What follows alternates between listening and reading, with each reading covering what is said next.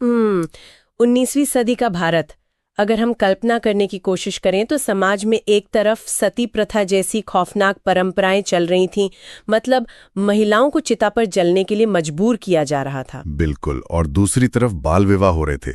जातीय व्यवस्था ने समाज को इतनी गहरी खाइयों में बांट दिया था कि इंसान ही इंसान की परछाई से बच रहा था। हाँ, और मैं सोच रही थी कि अगर इसे आज की तकनीकी भाषा में कहा जाए ना, तो उस समय का भारतीय समाज एक ऐसे स्मार्टफोन की तरह हो गया था जिसका ऑपरेटिंग सिस्टम पूरी तरह से पुराना हो चुका है। क्या सटीक तुलना है! मतलब उसमें इतने सारे बग्स और वायरस आ चुके थे कि वो बार बार हैंग हो रहा था। एकदम सही। आज हम उन स्रोत सामग्रियों का गहन विश्लेषण कर रहे हैं जो बताते हैं कि कैसे कुछ विचारकों ने भारतीय समाज के इस हैंग हो रहे सिस्टम का, कह सकते हैं, फैक्ट्री रीसेट किया। और ये विषय इतिहास को समझने के लिए तो जरूरी है ही, लेकिन साथ ही यूपीएससी, यूपीपीएससी, एसएससी और रेलवे जैसी प्रतियोगी परीक्षाओं की तैयारी करने वालों के लिए एक बहुत बड़ा हिस्सा भी है। हाँ, तो आज का मिशन सिर्फ इन ऐतिहासिक तथ्यों को रट्टा मारना नहीं है। हम ये समझेंगे कि ये बदलाव क्यों और कैसे हुए, और हाँ, चर्चा के बीच में कुछ आसान मेमोरी ट्रिक्स और प्रैक्टिस सवालों पर भी बात करेंगे। चलिए इसे डिकोड करते हैं। इस पूरे विषय में जो बात मेरा सबसे ज्यादा ध्यान खींचती है वो ये है कि ये सुधार आंदोलन महज कुछ धार्मिक कुरीतियों को दूर करने तक सीमित नहीं थे। अच्छा, तो इनका मुख्य फोकस क्या था? मतलब इन्होंने पूरे समाज की मनोवैज्ञानिक बनावट और सोचने की दिशा को ही बदल कर रख दिया। अगर हम बड़े ऐतिहासिक नजरिए से देखें तो इसी दौर ने आगे चलकर स्वतंत्रता संग्राम के लिए एक वैचारिक जमीन तैयार की।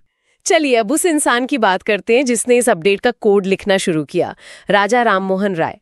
स्रोत सामग्री में उन्हें भारतीय पुनर्जागरण का पिता और आधुनिक भारत का पिता कहा गया है। जी, और वे सच में एक युगदूत थे। पर मुझे एक विरोधाभास लगता है। उन्हें पुनर्जागरण का पिता कहा जाता है, लेकिन वे पूरी तरह से पाश्चात्य शिक्षा का समर्थन कर रहे थे। भारतीय पुनर्जागरण पश्चिमी शिक्षा के जरिए। ये सवाल अक्सर उठता है, लेकिन यहीं राममोहन राय की दूरदृष्टि समझ में आती है। वे पश्चिमी संस्कृति के अंधभक्त नहीं थे। तो फिर क्या थे? वे एक व्यवहारिक विचारक थे। उनका मानना था कि अगर भारतीयों को आधुनिक दुनिया में अपनी जगह बनानी है और वैज्ञानिक तौर पर आगे बढ़ना है तो पाश्चात्य शिक्षा को एक उपकरण की तरह अपनाना ही होगा। मतलब वे अतीत की ठोस नींव पर भविष्य का एक आधुनिक महल खड़ा करना चाहते थे। बिल्कुल।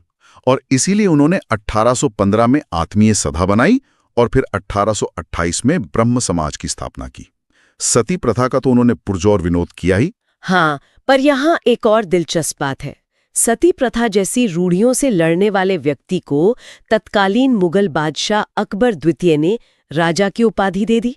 ये तालमेल कुछ अजीब नहीं लगता? मैं बताता हूं। इसके पीछे कोई सामाजिक कारण नहीं था। ये शुद्ध रूप से कूटनीति थी। उस समय ब्रिटिश ईस्ट इंडिया कंपनी का प्रभाव बढ़ चुका था और बादशाह अकबर द्वितीय की पेंशन कम कर दी गई थी। ओहो, तो बादशाह को अपना काम निकलवाना था। बिल्कुल।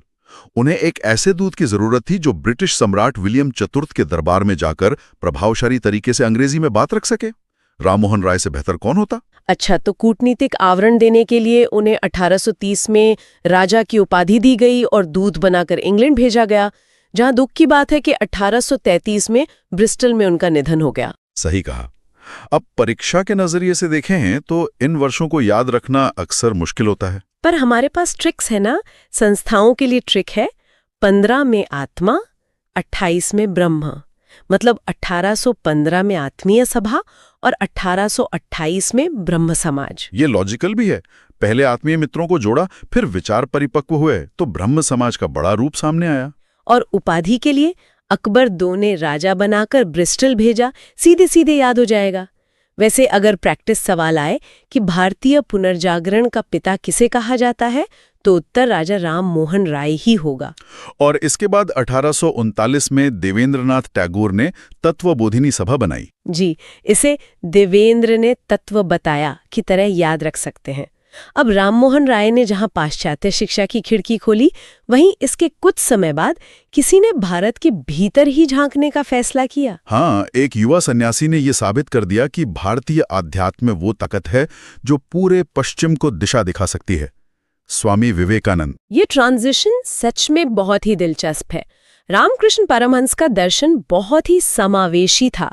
उनका मानना था कि ईश्वर तक पहुंचने के कई मार्ग हैं। जी, और सभी धर्मों में एक ही सत्य है। पर एक गुरु जो शायद ही कभी अपने मंदिर से बाहर निकले हों, उनका विचार अचानक पूरी दुनिया में कैसे फैल गया? यही तो एक गुरु और एक ओजस्वी शिष्य की जुगलबंदी का बेहतरीन उदाहरण है।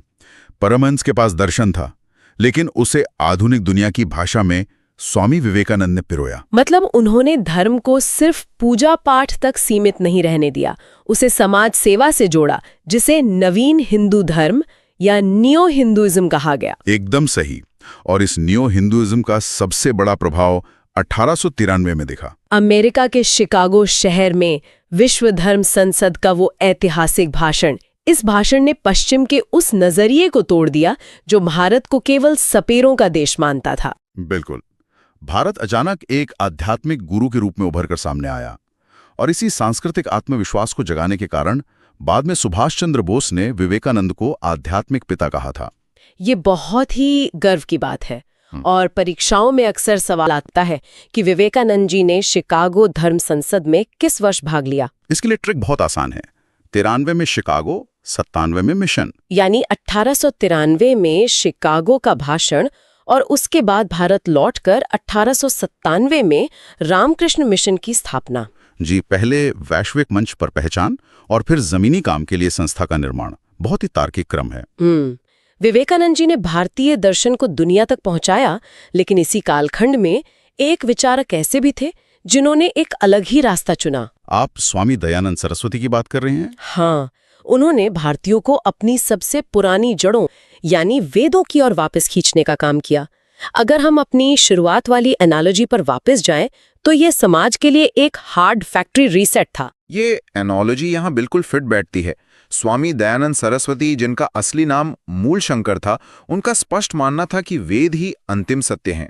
मतलब वेदों के बाद की जितनी भी परंपराएं या कर्मकांड समाज में आए हैं, वे सब सिस्टम के बग्स हैं जिन्हें डिलीट करना जरूरी है। बिल्कुल, इसीलिए उन्होंने नारा दिया, वेदों की ओर लौटो। 1875 में उन्होंने आर्य समाज की स्थापना की। उनकी पुस्तक सत्यार्थ प्रकाश ने तो जैसे वैचारिक क्रांति ला दी। और स्रोत सामग्री एक बहुत ही रोचक बात बताती है कि स्वराज्य शब्द और हिंदी भाषा का राष्ट्रभाषा के रूप में पहली बार प्रयोग स्वामी दयानंद ने ही किया था। जी, लेकिन कोई भी आंदोलन हमेशा एक जैसा नहीं रहता। समय के साथ 1892 में आर्य समाज 2 गुटों में बंट गया। ये बंटवारा शिक्षा पद्धति को लेकर था ना? हाँ, एक गुट का मानना था कि वैदिक शिक्षा के साथ साथ पाश्चात्य शिक्षा को अपनाना भी जरूरी है। लाला लाजपत राय और हंसराज ने इसका नेतृत्व किया और डीएवी कॉलेज बनाए। स्वामी श्रद्धानंद ने इसका नेतृत्व किया और 1902 में हरिद्वार में गुरुकुल की स्थापना की। सही कहा। श्रद्धानंद शुद्ध पारंपरिक वैदिक शिक्षा चाहते थे। मुझे तो ये आज के किसी टेक स्टार्टअप के संस्थापकों के विवाद जैसा लगता है। जैसे एक को फाउंडर हंसराज कह रहा है कि मार्केट के हिसाब से बदलना होगा, तो उसने डीएवी बनाया, और दूसरा को फाउंडर श्रद्धानंद कह रहा है हमारा कोर प्रोडक्ट वेद है, तो उसने एक गुरुकुल बनाया। क्या बेहतरीन उदाहरण दिया है आपने। परीक्षाओं में गहराई से पूछा जाता है कि 1902 में गुरुकुल की स्थापना किसने और क्यों की। और इसकी ट्रिक भी है। मूल शंकर ने 75 में आर्य समाज बनाया और बंटवारे के लिए हंसराज कॉलेज गए, श्रद्धानंद गुरुकुल। प्रैक्टिस सवाल आए कि वेदों की ओर लौटो का नारा किसने दिया, तो उत्तर होगा दयानंद सरस्वती। इन छोटे छोटे वाक्यों में पूरा इतिहास छिपा है। अब तक हमने मुख्य रूप से पूर्वी और उत्तरी भारत की बहसों पर चर्चा की। अब जरा पश्चिम भारत, विशेषकर महाराष्ट्र की ओर चलते हैं। हाँ, वहां की तस्वीर थोड़ी अलग थी। वहां फोकस सिर्फ ईश्वर की प्राप्ति पर नहीं था, बल्कि इंसान को इंसान का दर्जा दिलाने पर था। बिल्कुल। वहां जातिवाद और सामाजिक असमानता के खिलाफ बहुत सीधी लड़ाई लड़ी जा रही थी। महाराष्ट्र में 1867 में आत्माराम पांडुरंग द्वारा प्रार्थना समाज की स्थापना हुई, जिसे बाद में एमजी रानाडे ने बहुत मजबूती दी। जी, लेकिन असली वैचारिक भूकंप आया 1873 में, जब ज्योतिबा फुले ने सत्यशोधक समाज की स्थापना की। ज्योतिबा फुले की पुस्तक का नाम स्रोत सामग्री में गुलामगिरी दिया गया है। सोचने वाली बात है, इसका नाम गुलामगिरी ही क्यों रखा गया? ये शब्द बहुत ही तीखा लगता है। क्योंकि स्थिति की मांगी कठोरता थी। फुले किसी बंद कमरे में दार्शनिक बहस नहीं कर रहे थे। वे जमीन पर उस वर्ग की लड़ाई लड़ रहे थे जिसे सदियों से शिक्षा और संपत्ति से वंचित रखा गया था। अच्छा, मतलब वो ये जताना चाहते थे कि अवसरवादी धर्म ग्रंथों के माध्यम से वंचित वर्गों को संस्थागत रूप से गुलाम बनाकर रखा गया है। एकदम सही। इसके अलावा शिवनारायण अग्निहोत्री द्वारा स्थापित देव समाज और गोपाल हरि देशमुख का भी जिक्र है, जिन्हें लोकहितवादी कहा गया। हाँ, और महाराष्ट्र के इन आंदोलनों से जुड़े सवाल हर परीक्षा का हिस्सा होते हैं। जैसे सत्यशोधक समाज की स्थापना किसने की? उत्तर है ज्योतिबा फूले। और इन्हें याद रखने के पैटर्न भी दिलचस्प हैं। हाँ, प्रार्थना समाज के लिए आत्मा से प्रार्थना, रानाडे का पुनर्जागरण, और बाकियों के लिए शिव का देव, ज्योति की गुलामगिरी। ये ट्रिक्स बहुत काम के हैं। लेकिन देखिए, विचारों और बहसों की एक सीमा होती है। विचार समाज में चर्चा शुरू कर सकते हैं, पर असली बदलाव तब आता है जब वो विचार कानून बन जाएं। बिल्कुल, जब तक सिस्टम कानूनी तौर पर बदलाव को मान्यता नहीं देता, पुरानी कुरीतियां वापस आ ही जाती हैं। हमारे आखिरी हिस्सा इसी बारे में है, कानून, संस्थाएं और पत्रकारिता। इन कानूनों को देखकर एक गलतफहमी दूर होती है। कई बार लगता है कि ब्रिटिश सरकार बहुत उदार थी, इसलिए कानून पास किए। जबकि हकीकत यह है कि ये सारे अधिनियम भारतीय समाज सुधारकों के निरंतर दबाव और कड़े संघर्ष का परिणाम थे। ईश्वर चंद्र विद्यासागर इसका सबसे बड़ा उदाहरण है। बिल्कुल।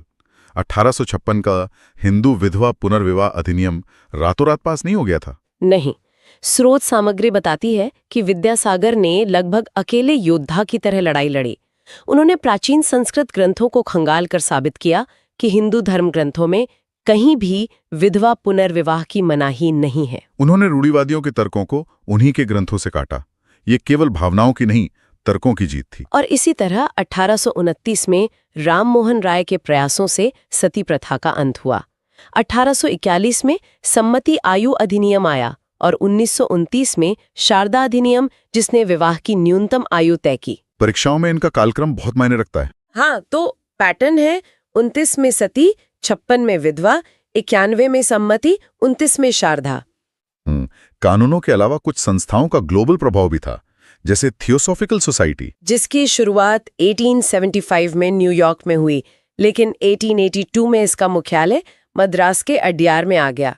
और जब एनी बेसेंट इससे जुड़ी तो उन्होंने हिंदू धर्म के आध्यात्मिक पक्ष को दुनिया के सामने इतनी मजबूती से रखा कि भारतीयों में नया आत्मविश्वास जाग गया। इसके साथ ही 1905 में गोपाल कृष्ण गोखले ने सर्वेंट्स ऑफ इंडिया सोसाइटी बनाई ताकि देश सेवा के लिए युवाओं को तैयार किया जा सके। और आखिर में पत्रकारिता की बात करें तो अब्दुल गफ्फार खां, जिन्हें सीमांत गांधी भी कहते हैं, उन्होंने पश्तूनों में जागृति के लिए 10 रोजा नामक पत्रिका शुरू की थी। इन तमाम घटनाओं को देखकर ये स्पष्ट है कि 19वीं सदी का भारत एक वैचारिक कुरुक्षेत्र था। राजा राम मोहन राय से लेकर स्वामी दयानंद और ज्योतिबा फूले से लेकर विद्यासागर तक सब ने भारत की तस्वीर बदली। और जो भी छात्र परीक्षाओं की तैयारी कर रहे हैं, उनके लिए सिर्फ रटने वाले तथ्य नहीं है, ये उस इमारत का डिजाइन है जिस पर आज का आधुनिक भारत खड़ा। दोस्तों, किसी भी लर्निंग मॉड्यूल को पूरा करने के बाद सबसे ज्यादा एक्साइटमेंट किस चीज की होती है? सही सोचा, अपनी मेहनत को एक सर्टिफिकेट में बदलते हुए देखने की। इस प्रेजेंटेशन में सारे सीखने वालों का बहुत बहुत स्वागत है। ये बिल्कुल वही टाइम है जब थियरी एक ऑफिशियल पहचान बन जाती है। आज के इस एक्सप्लेनर में सर्टिफिकेशन के इस आखिरी सफर को बिल्कुल आसान और स्मूथ बनाने की कोशिश की जाएगी, ताकि बिना किसी कंफ्यूजन के हर कोई इस आखिरी पड़ाव को आसानी से पार कर सके। यहाँ एक छोटी सी पर बहुत जरूरी याद दिलानी है। Dear students, hope the video was watched carefully. मतलब उम्मीद है कि पिछला हिस्सा ध्यान से देखा गया होगा। देखिए, ये कोई नॉर्मल सी लाइन नहीं है। ये इस बात का इशारा है कि कैंडिडेट्स ने जो नॉलेज अभी अभी गेन किया है ना, वही आने वाले चैलेंज का बेस बनेगा। उस सॉलिड फाउंडेशन के बिना आगे बढ़ना थोड़ा मुश्किल हो सकता है। ये बिल्कुल क्लियर कर देता है कि पिछली दी गई जानकारी ही फाइनल सक्सेस की असली चाबी है। तो चलिए इसमें डीप डाइव करते हैं। अब इस समझ को टेस्ट कैसे किया जाए? ये वही स्टेप है जहां स्टूडेंट्स को ये प्रूव करने का मौका मिलता है कि उन्होंने एक्चुअली में कितना समझा है। और सच मानिए, ये सिर्फ एक फॉर्मेलिटी नहीं है, बल्कि नॉलेज का एक बिल्कुल रियल और ऑथेंटिक इवैल्यूएशन है। तो सवाल ये है कि ये टेस्ट आखिर होगा कैसे, इसका प्रोसेस क्या है और शुरुआत कहां से करनी है। आइए इसको डिटेल में समझते हैं। टेस्ट तक पहुंचने का रास्ता ना बहुत ही सीधा और सिंपल रखा गया है। स्टेप 1, सीधे डिस्क्रिप्शन बॉक्स में जाना है। स्टेप 2, वहां दिए गए स्टार्ट टेस्ट लिंक पर क्लिक करना है। स्टेप 3, अपनी बेसिक डिटेल्स भरनी है। और फाइनली स्टेप 4, अपना टेस्ट पूरा करके उसको सबमिट कर देना है। बस इतना ही। थोड़ा ठहरकर इन स्टेप्स को ध्यान से देख लेना चाहिए ताकि आगे बढ़ते वक्त कोई भी इंपॉर्टेंट स्टेप मिस ना हो जाए। तो सबसे क्रूशियल पॉइंट ये आता है कि लिंक खुलने के बाद कुछ बहुत ही ज़रूरी डिटेल्स देनी होती हैं। इसमें मुख्य रूप से नाम और रोल नंबर शामिल हैं। हर कैंडिडेट को यह इंश्योर करना होगा कि ये डिटेल्स बिल्कुल एक्यूरेट भरी जाएं। सुनने में ये बहुत छोटी सी बात लग सकती है, लेकिन सही स्टूडेंट के नाम पर रिजल्ट आने और सर्टिफिकेट पर बिल्कुल सही स्पेलिंग छपने के लिए ये एकदम कंपल्सरी है। तो टेस्ट शुरू करने की जल्दी में इस स्टेप को बिल्कुल भी इग्नोर नहीं किया जा सकता। और अब आता है इस पूरी प्रोसेस का सबसे सैटिस्फाइंग पार्ट। इंस्ट्रक्शंस बिल्कुल क्लियर हैं। टेस्ट पूरा होते ही मार्कशीट वहीं से डाउनलोड की जा सकती है। इसका मतलब यह हुआ कि टेस्ट सक्सेसफुली सबमिट करने के बाद स्टूडेंट्स को अपने फाइनल रिजल्ट के लिए लंबा इंतजार नहीं करना पड़ेगा। वो तुरंत उसी जगह से अपनी मार्कशीट ले सकते हैं। ये जो इंस्टेंट रिजल्ट मिलता है ना, ये स्टूडेंट्स के लिए एक बहुत बड़ी और पॉजिटिव मोटिवेशन का काम करता है। और आखिरी में एक बहुत ही खास मैसेज दिया गया है, बेस्ट विशेस यानी शुभकामनाएं। ये सिर्फ बोलने के लिए बोला गया फॉर्मल वर्ड नहीं है, बल्कि ये सभी सीखने वालों की इस मेहनत को सेलिब्रेट करने का एक बहुत ही एनर्जेटिक तरीका है। ये दिखाता है कि ये पूरा डिजिटल प्रोसेस आसान बनाया गया है और सबकी सक्सेस की पूरी उम्मीद की जा रही है। एक छोटी सी प्रोसेस, एक आसान सा टेस्ट और उसके तुरंत बाद सक्सेस की एक शानदार शुभकामना। तो दोस्तों, अब हम इस एक्सप्लेनर के बिल्कुल आखिरी पड़ाव पर हैं। सर्टिफिकेशन अब यहां से सिर्फ एक कदम दूर है। रास्ता बिल्कुल क्लियर है। डिस्क्रिप्शन बॉक्स में जाना है, लिंक पर क्लिक करना है, सही डिटेल्स एंटर करनी है और अपनी मार्कशीट हासिल करनी है। ये उन सभी स्टूडेंट्स के लिए एक जबरदस्त मौका है जो अपनी मेहनत को एक ऑफिशियल सर्टिफिकेट में बदलना चाहते हैं। मंजिल